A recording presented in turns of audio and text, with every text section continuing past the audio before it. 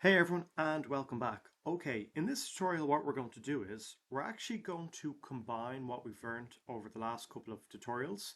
We had one tutorial where we created a function that could calculate the area of a rectangle, and we created another function whereby we were able to calculate the area of a circle. So what I want to do in this tutorial is create a program, a very basic program, whereby we actually prompt the user to have a choice. The user can choose between entering a circle or a rectangle. So if the user says circle, we say please enter a radius, and then we log out the area to the console. However, if they say rectangle, we then prompt them to enter a width and a height, and then we give the area. Alternatively, if they don't enter either, or they make a mistake, maybe they say hello, they don't choose circle or rectangle, we say you did not choose correctly. So I'm going to show you the code I wrote to create this program. Don't be intimidated by it. I'm also sure there are better ways to write this, but there's so many different ways to write code in JavaScript. So basically what I'm doing is I'm just moving a glass down from my table. It's just taking a lot of space. I have OCD.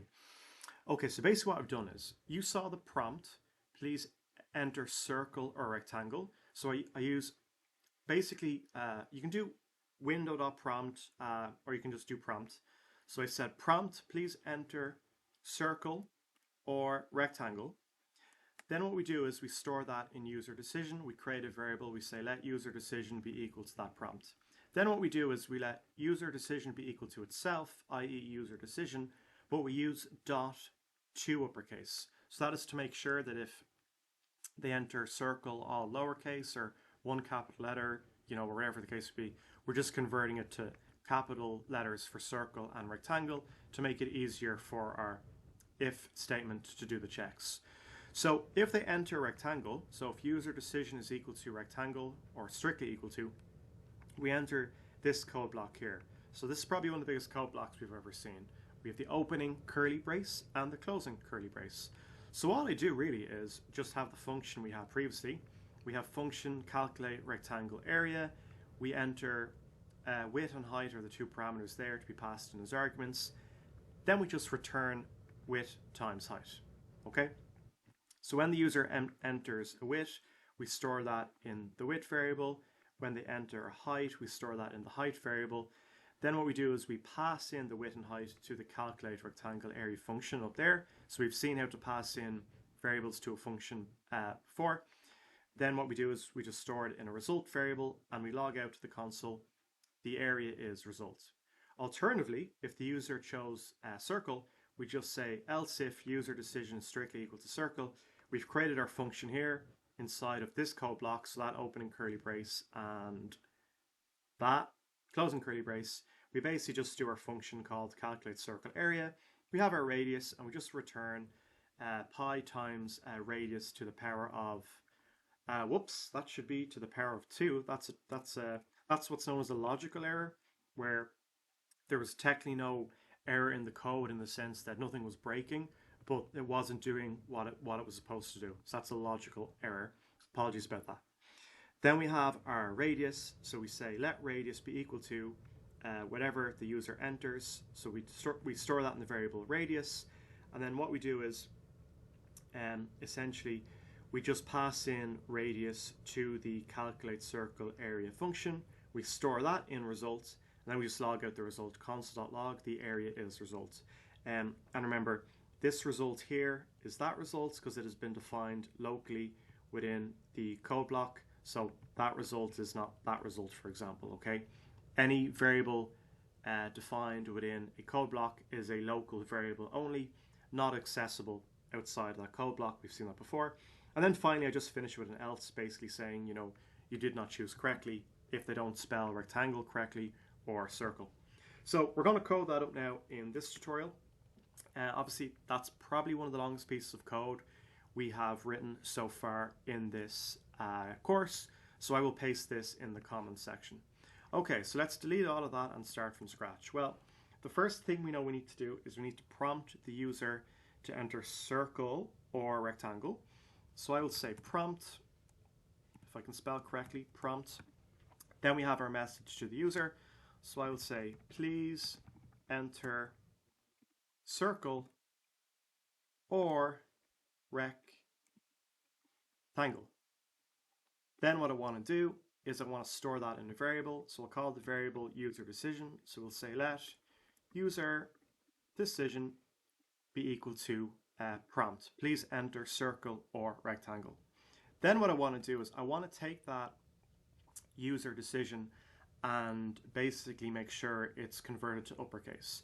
So I'm going to say user decision is equal to, so I'm overriding the value of user decision.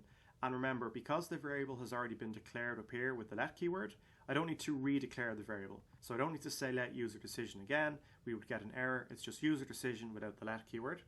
So we say user decision is equal to itself, user decision, but I'm going to call or invoke to uppercase parentheses. Awesome. Now that we've got the user input, we want to start doing our checks, using some sort of logic in JavaScript to make a decision. So we know to do that, we have our if statement. So we can say if, and we'll write out the code for the rectangle first because it's just a bit longer. Get that out of the way. So we'll say if user decision is strictly equal to rectangle in uppercase, we want to enter this code block here. So what do we want to do? Well, we want to get the user to basically enter height and a width, store that in a variable, and then pass that to our function that calculates the area of a rectangle, and then log that result out to the console. But we haven't actually declared our function yet, so let's do that first. Let's create or define a function. So we'll say function, that keyword function. There we're going to have calculate rectangle area. There we're going to have our width and height. So we'll say width and height, curly braces. And then all we want to do is just return width times height. Width times height. So that will get us the area of a rectangle. Now we've created our function, but we have to get in the user input. So I'm going to prompt the user to enter height, convert that to type number, and then store that in a variable called height. So I'll say we'll do width first. So I'll say let width be equal to, and remember, I want to convert this to type number. So do the prompt first. So we'll say prompt, please enter a width, please enter a width. So I hope all this code makes sense. We've been building up to this now for quite some time. So I'm just using prompt, have some sort of message to the user, in this case, please enter a width, and we want to convert that to type number. Just wrap that in an opening and closing curly brace there. So let width be equal to number, inside of parentheses, prompt, inside of parentheses again, please enter a width. Have two parentheses there, so that one corresponds with this one, and that one corresponds with that one, otherwise you'll get an error. So we've got the width. Now we need to do the same for height. So you want to say let height be equal to number, prompt. We want to say please enter a height. Please enter a height. Awesome. Okay. And then what we want to do is, now that we've got the width and the height, we want to pass that into our function up here called calculate rectangle area. Okay. So then we're going to store that in a results variable. So I'm going to say let result, the result of the operation, is going to be equal to, and we know we need to call or invoke the function. So calculate rectangle area, and what we want to do, we want to pass in both the width as an argument and the height as an argument. So that is us essentially here basically taking the user input, the width and the height, and passing those arguments into the function above called calculate rectangle area. Awesome. Then what we want to do is just log that result out to the console. So we'll say console.log the area is, and then results. Awesome. So now we've coded up the code for calculating the rectangle area, getting the user input, passing it into the function, as arguments, returning the results, storing it in the result variable, and then just logging that out to the console. But remember, we only do all of this code, enter this code block, if the user decision was equal to a rectangle, okay? Now we want to write up the code for if they choose circle. So we can say else if, and here we're going to have our condition. Let's just create an extra line of code there for readability. Else if user decision is strictly equal to circle, we want to enter this code block. So what do we want to do? Well, similar to above, the first thing we want to do is create our function that will actually calculate the area of a circle. So function keyword, then we're going to call it calculate circle area. Okay. I just want to have our function names be descriptive, so that calculates the rectangle, that calculates the circle. It's easy to read. We have our parentheses, and we know that this function is going to be defined with only one parameter. So unlike above, where you have to pass in two arguments, the width and the height, to calculate the area of a rectangle, to calculate the area of a circle, as we saw in the last tutorial, all we need to do is just define one parameter, in this case radius, and then we're going to have our code. We're going to essentially return the result of this. And how do we calculate the area of a circle? Well, we take pi 3.14159 times the radius that was passed in to the power of 2. Okay, so we have 3.14159 multiplied by the radius to the power of 2. So there's two powers there. Okay, awesome. What's next? Well, we need to get the radius from the user, right? So we want to prompt the user. So we can say prompt, enter a message. So we'll say, please enter a radius, or please enter their radius. Please enter a radius, if I can spell correctly. Semicolon to end the statement. And then what you want to do is, wait, why? Oh yeah, sorry. I'm losing my thought process here. Okay, so we want to convert that to type number, so wrap that. And then what we want to do is we want to store that in a variable. So we're going to say let radius be equal to, so what I've done here is I'm prompting the user, please enter a radius. Whatever they press on their keyboard, we're converting it to type number and storing it in the radius variable. Now what we want to do is we want to pass radius into the calculate circle area function above. So to do that, we just say calculate circle area, and you want to pass in the radius. Awesome. Then what you want to do is you want to store that in a result variable. So we say let results be equal to, okay. And then you just want to log that out to the console. So say console.log, similar to above, the area is, and then the results.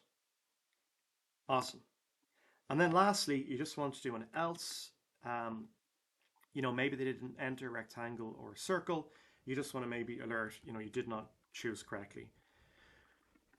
You did not choose correctly.